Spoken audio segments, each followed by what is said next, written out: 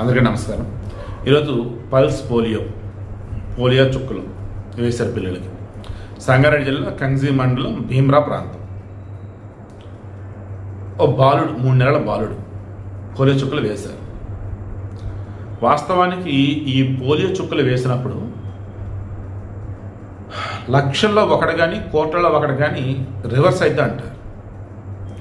ఆ సమయంలో వాళ్ళని అబ్జర్వేషన్ పెట్టి ట్రీట్మెంట్ ఇవ్వాలి. ఈ పిల్లోడికి 3 నెలల పిల్లోడికి పాపం మరి ఏమైంది అంటే కానీ ఇంటికి తీసుకెళ్లారు. అప్పటి నుంచి కొంచెం హెల్త్ తేడాగా ఉంది, హాస్పిటల్కి తీసుకెళ్ళిపోయారు, చనిపోయాడయ్యా అన్నారు.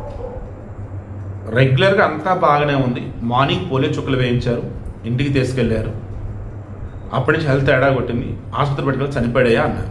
ఇప్పుడు వాళ్ళు పోలియో చుక్కల వల్ల మా బిడ్డ చనిపోయాడని చెప్పేసి నిరసన వ్యక్తం చేస్తున్నారు, ఆందోళన చేస్తున్నారు.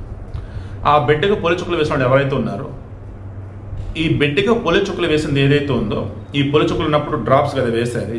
సో ఆ డ్రాప్స్ అన్నప్పుడు దానికంటే ఒక ప్యాకేజ్ లేదన్నప్పుడు దాన్ని ఏమంటారు, ఆ కొంత లిక్విడ్ ఏది ఉంటుంది కదా, అవే కదా వేయాలి. ఇతనికి వేసింది ఇంకో 100 మందికి వేస్తాం. ఇతను ప్రత్యేకంగా ఏమీ వేయలేదు, అంత కరెక్ట్గానే ఫాలో అయ్యాం.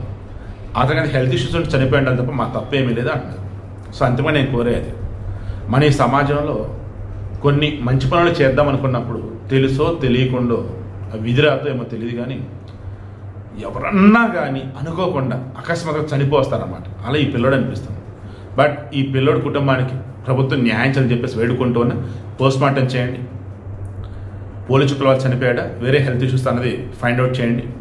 ఫైనల్లీ ఆ కుటుంబానికి ఆ పిల్లోడికి తిరిగి ఇవ్వలేరు కానీ బట్ ఏదో విధంగా ఆ కుటుంబానికి న్యాయం చేయాలని చెప్పేసి వేడుకుంటున్నాను.